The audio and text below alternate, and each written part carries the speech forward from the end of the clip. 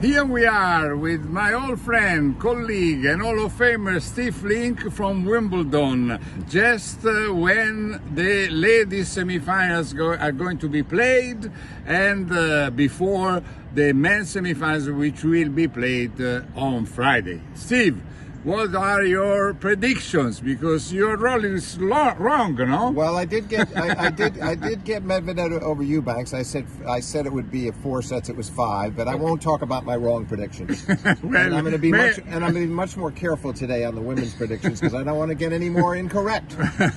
No, but well, of course we are always joking about it, and very often when he says something, I say the opposite, just so that one of us is going to be right. So yesterday I was by pure chance, right when I said that Jobert would have won versus Rybakina. Today it will be my turn to be wrong. so Steve, what are we going to say about Svitolina and Vondrousova? I want to make a premise. If Svitolina wins, and she is, as you know, everybody knows, Ukrainian, and she would have to play the final against eventually Sabalenka, can you imagine what can happen? Because there will be a lot of securities, and who knows, you know, I mean, the British tabloids, how many gossips will come out. No, you're right, and there's a very good chance that could happen. I will say this: Svitolina has the 3-2 edge in the rivalry today, in the history of the rivalry, but she lost the last 2 very badly. I think only won 7 games in 4 sets.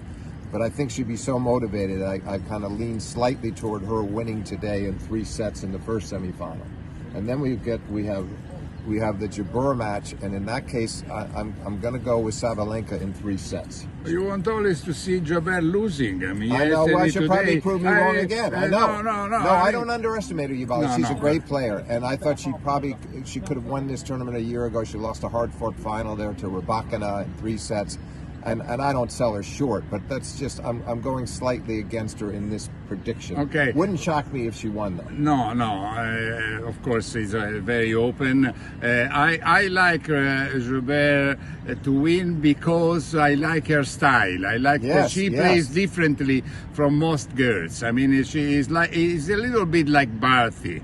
I mean, that you don't know what to expect. She mixes it up a lot. If Sabalenka is not somewhere in the range of, say, 90 to 95%, then she could lose. But I think if she's near her best there, over 90 to 100%, then I think she's just too good. She has so much firepower and a great serve as well that she'll overwhelm her with that. But if she's missing just slightly, Jabeur will take full advantage of it. So, Steve, today we were much nicer towards the women. We gave them half of our space, and so now we have to talk about the men. Okay. Well, yesterday, let's go back to yesterday. Alcaraz and Rune, from my point of view, was a bit disappointing. I was expecting much more. Yeah, I'd say more than a bit, because I was convinced it would go. I thought it would go 5 sets. I thought at least 4, but. Rune complained that he wasn't feeling that well after the match. He shouldn't do. I don't like it when players make those excuses. He was just thoroughly outplayed. It was disappointing. Unlike the Medvedev match against Eubanks, which was exhilarating. Yeah, you're right. But let's say that Rune had only 1 break point in the first game of the match, and then never anymore. Never again. And then he lost. I think he made only 9 points in the last 10 serves or something. And that like shouldn't that. happen. Especially the way he returns. So yes, it was disappointing. But so which men's semi do you want to focus on first? Well, we can focus on. Let's Djokovic. start with the one who is playing first. Tomorrow at 1:30 local time, Djokovic versus Sinner. Yeah.